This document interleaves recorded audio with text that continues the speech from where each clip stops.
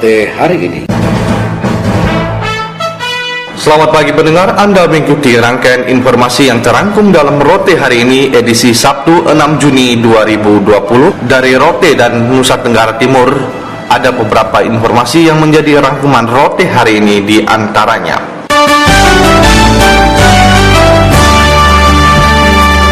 Penerapan new normal COVID-19 dengan berbagai ketentuan disikapi pemerintah Kabupaten Rotendao.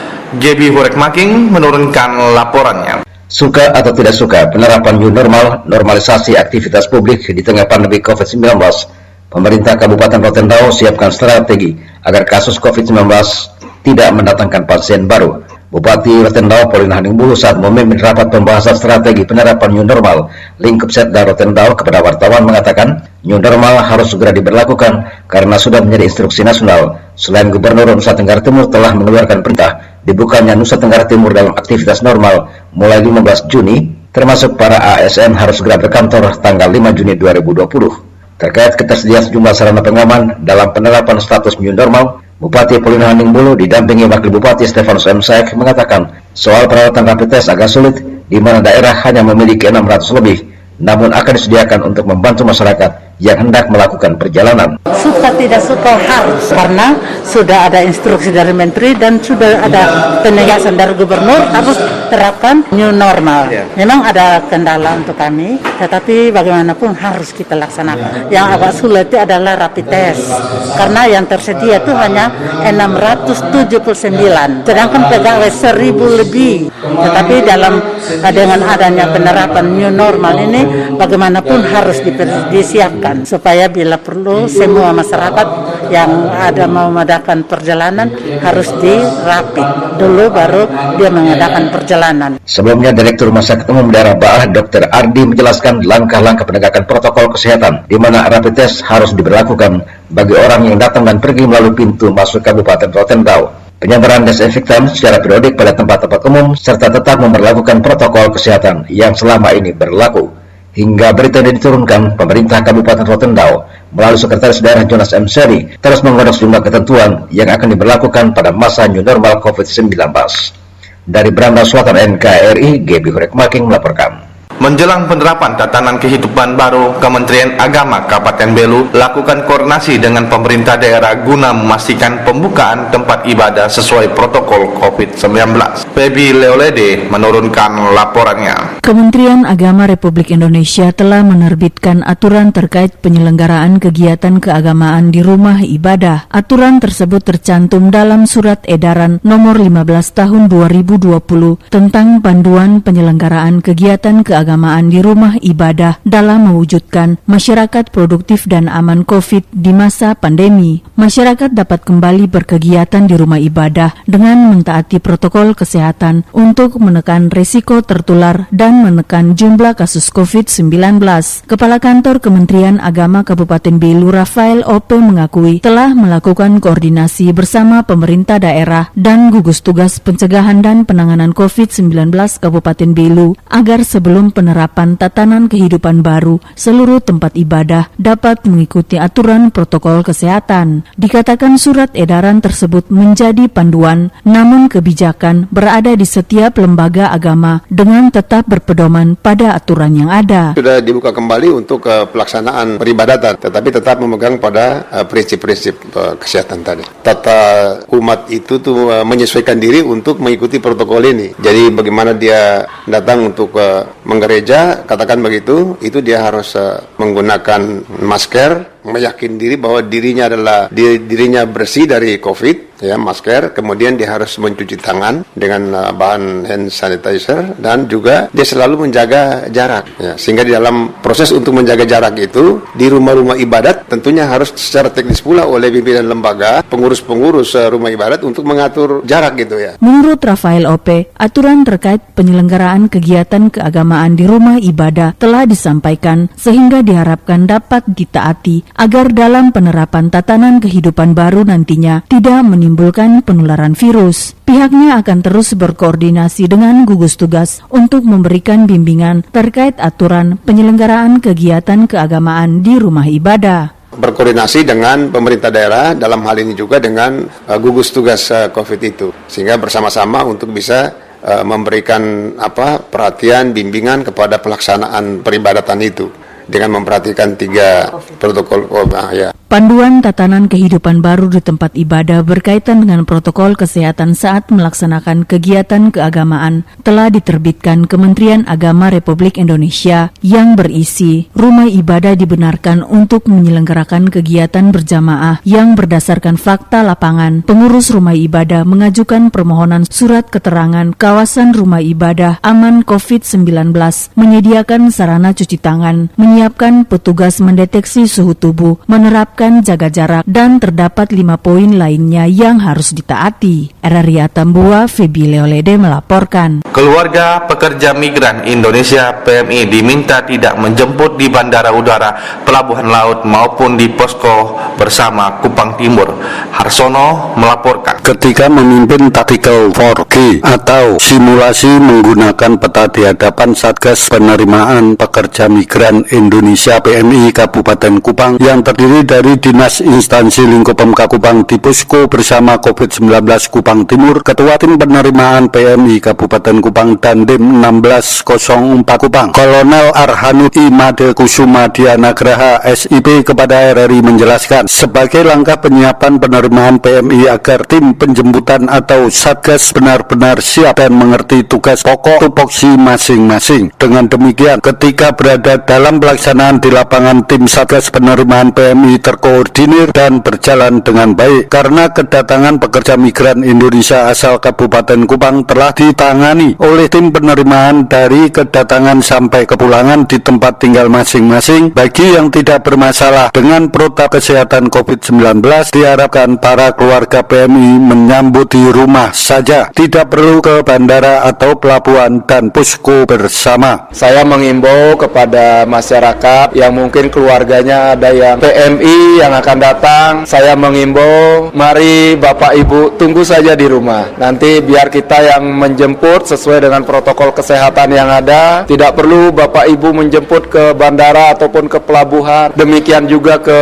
posko di sini. Nanti duduk tenang di rumah karena itu semua sudah ada mekanismenya. Jadi walaupun Bapak Ibu jemput, Bapak Ibu sementara kita tidak perkenankan untuk bisa mendekat dan bertemu ataupun langsung berjabat tangan dengan PMI yang datang, sehingga kami menghimbau supaya tetap di rumah. Nanti setelah dinyatakan clear oleh petugas kesehatan kami, baru nanti akan selanjutnya bisa melaksanakan kegiatan seperti biasa. Hal ini saya menghimbau dengan penuh rasa hormat kepada Bapak Mama. Ini tujuannya adalah kita untuk menghindari penularan COVID-19 di Kabupaten Kupang khususnya. Apalagi sampai dengan saat ini kita patut berterima kasih, puji Tuhan, sampai dengan saat ini Kabupaten Kupang mungkin salah satu di antara sedikit kota yang bisa mempertahankan positif nol. Nah, ini kita pertahankan tentunya dengan cara mendisiplinkan diri, ikuti anjuran yang sudah disiapkan oleh pemerintah. Hal senada disampaikan juru bicara COVID-19 Kabupaten Kupang Thomas Sunbait. Sebaiknya dalam menyambut PMI yang datang, keluarga diminta di rumah demi menjaga protokol kesehatan COVID-19. Sampai hari ini jumlah PMI belum jelas sesuai dengan informasi yang beredar. Tapi seperti Komandan sampaikan tadi, bahwa untuk mengantisipasi supaya kalau memang jumlahnya membludak sudah bisa tertangani dengan baik. Sekda Kabupaten Kupang Obed Laha mengingatkan, dengan telah dibentuk tim penerimaan PMI, Satgas masing-masing diminta benar-benar memahami dan melaksanakan tugas dan tanggung jawab yang telah diberikan sehingga pada hari H jelas dan tidak ada yang bertolak hela. Tim kita dari TNI atau dari Pol PP yang di pintu pertama sana itu 4 orang sana itu mulai mencari dan siapa yang nanti terima itu untuk bawa datang ke sini lagi. Itu kan harus jelas sudah. Itu di antara itu belum dipastikan siapa yang mau datang ke tempat parkir, siapa yang mau datang ke klinik ini. Itu harus diperjelas itu. Nah, dengan demikian orang bilang tidak baku rampas dalam mengatur itu. Tetapi orang sudah jelas ini yang atur, ini atur, gitu. Antaranya begitu. Penerimaan kedatangan PMI di Nusa Tenggara Timur termasuk di Kabupaten Kupang, kapan waktu yang jelas belum diketahui, tetapi paling tidak Kabupaten Kupang telah mempersiapkan diri dengan berbagai keterbatasan. Tim SAR dan Dinas Sosial Provinsi Nusa Tenggara Barat, Bali, dan Nusa Tenggara Timur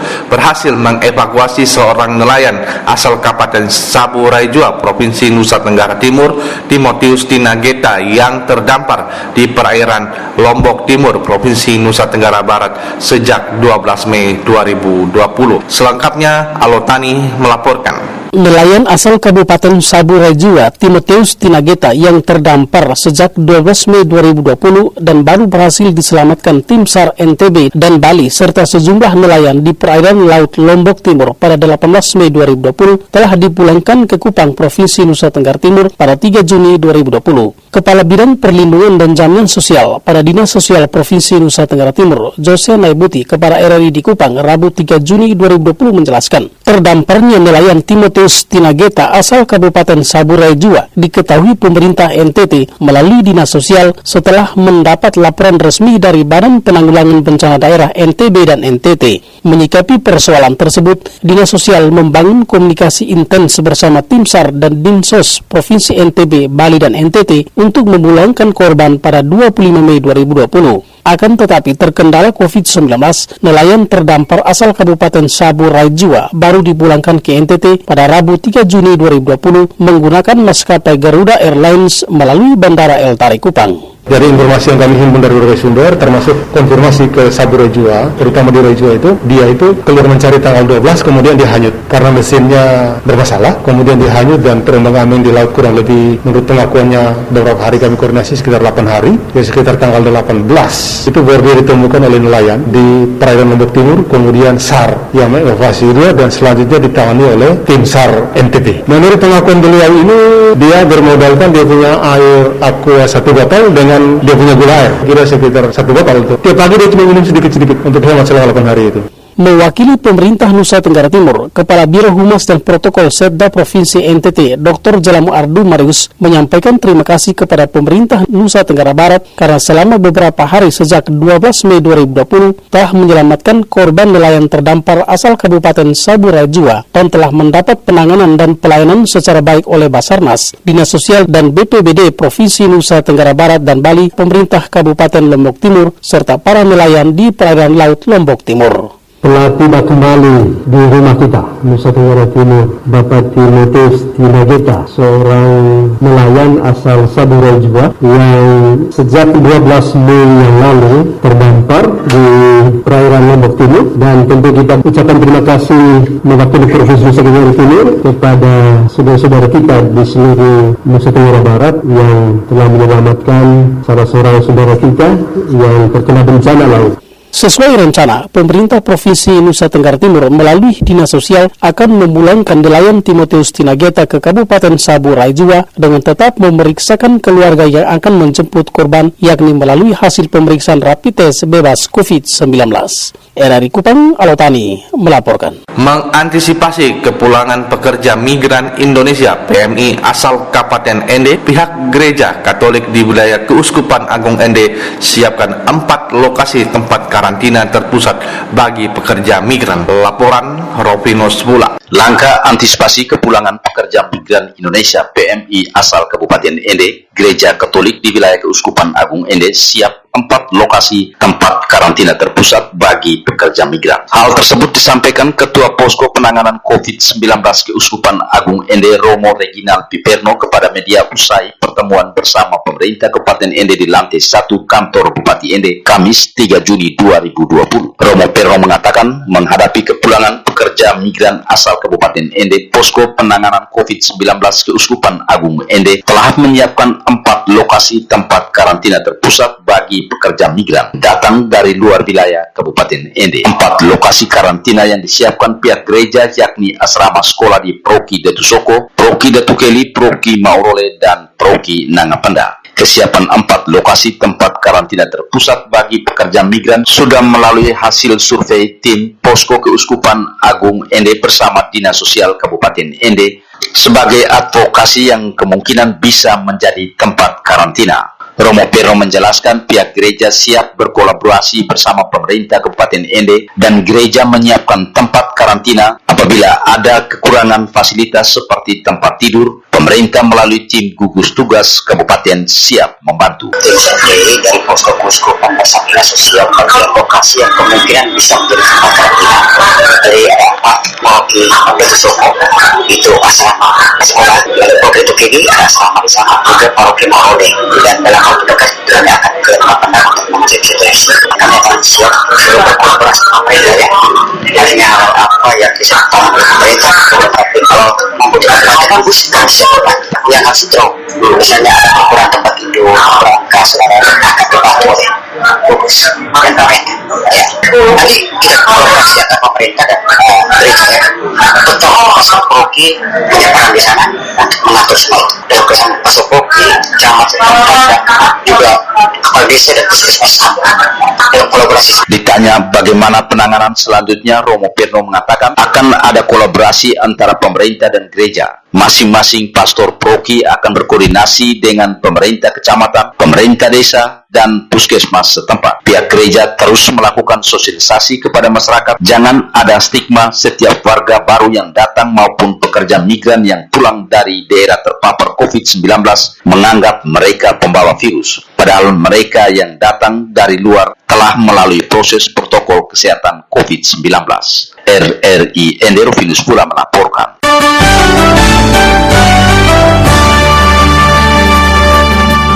Pendengar, demikian rangkaian informasi terkini yang disampaikan melalui Rote hari ini. Atas nama kerabat kerja yang bertugas, saya Rudi Hartono mengucapkan terima kasih dan selamat pagi.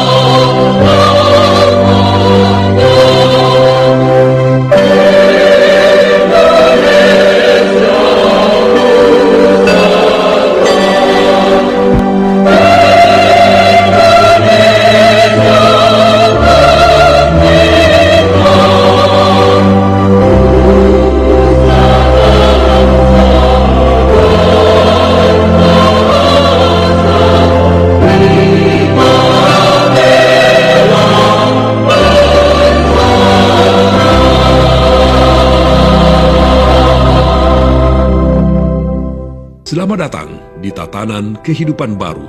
Kita saat ini dihadapkan pada ketidakpastian. Tidak pasti kapan corona akan berakhir. Banyak ketidakpastian yang harus kita hadapi.